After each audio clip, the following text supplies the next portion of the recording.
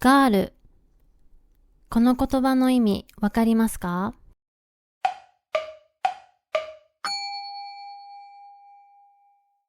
実はこれは英単語 girl の日本語での発音なんです。日本語は英語をはじめとする外国語の単語をたくさん取り入れており、その多くはカタカナで表記されています。しかし、カタカナで表記された言葉は元々の発音とは大きく違うことが多く、海外の方にとって理解しにくいことがあります。そこで今日は特に混乱を招くことが多い5個のカタカナ語を紹介します。発音の仕方も解説するので、ぜひ最後まで見てください。最初に紹介するのはオーブンです。これは何だと思いますか？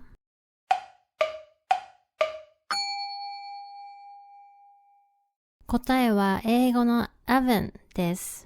英語との最大の違いは oven の a が o と発音されることです。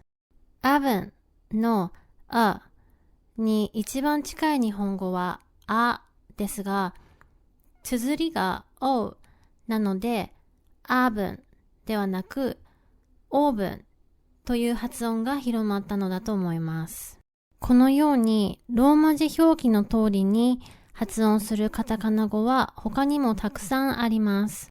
例えば、サナは SA の部分がサ、U がう、NA がなと発音され、サウナとなります。二つ目はビール。これは何でしょうか？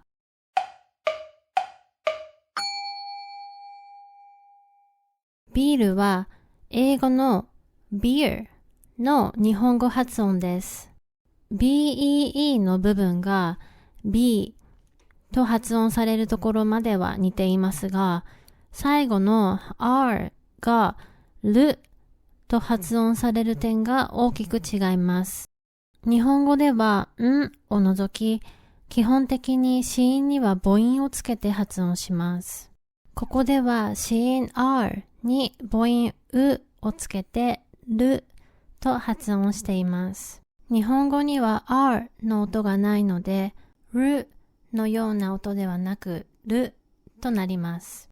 舌先を軽く上顎に当ててから、舌先を弾くようにしてると発音してみてください。このような英単語には入っていない母音が入るカタカナ語は数えきれないほどたくさんあります。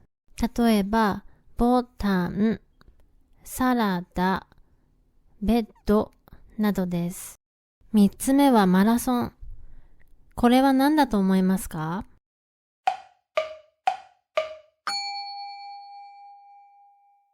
これは英語の marathon です。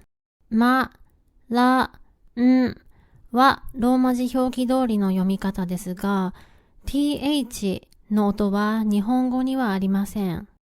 そこで th は作業、さしすせそのどれかで発音されることが多いです。この例では tho がそと発音されます。日本人は親しい人にお礼を言うときに Thank you ということがあるのですが、これは英語の Thank you の日本語発音です。最初の THA の部分がさと発音されています。Thank you。つまり、あなたを沈めたと言っているわけではないので、日本で Thank you と言われてもびっくりしないでくださいね。四つ目は、リハーサル。これは何でしょう？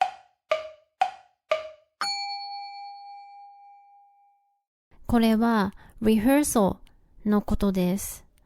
全く違う発音になっているので、わからない方が多かったのではないでしょうか。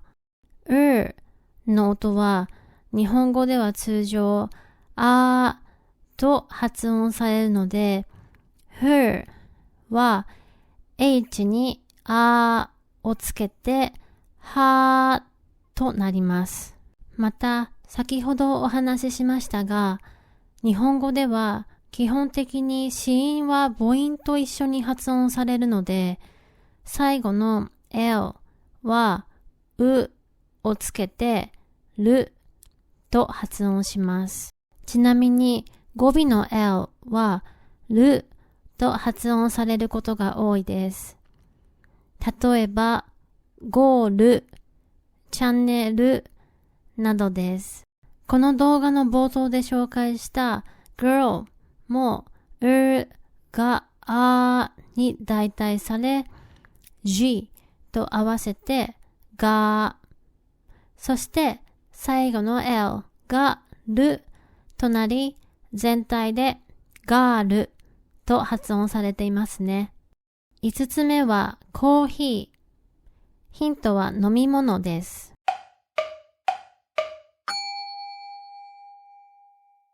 答えは coffee。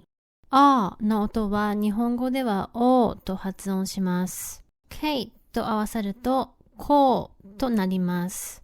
日本語には F の音がないので FI の部分はは行の音を使い he と発音します。ちなみに iced coffee はアイスコーヒーと言います。iced の D の部分が省かれてしまっています。このような和製英語と呼ばれる言葉についてはまた別の動画で紹介したいと思います。今日は5つのカタカナ語を紹介しました。皆さんはいくつ覚えていますか？オーブン、ビール、マラソン、リハーサル、コーヒーでしたね。他にもカタカナ語はまだまだたくさんあります。皆さんが出会ったわかりづらいカタカナ語をコメント欄でぜひ教えてください。それではまた次回の動画でお会いしましょう。ご視聴ありがとうございました。Thank you.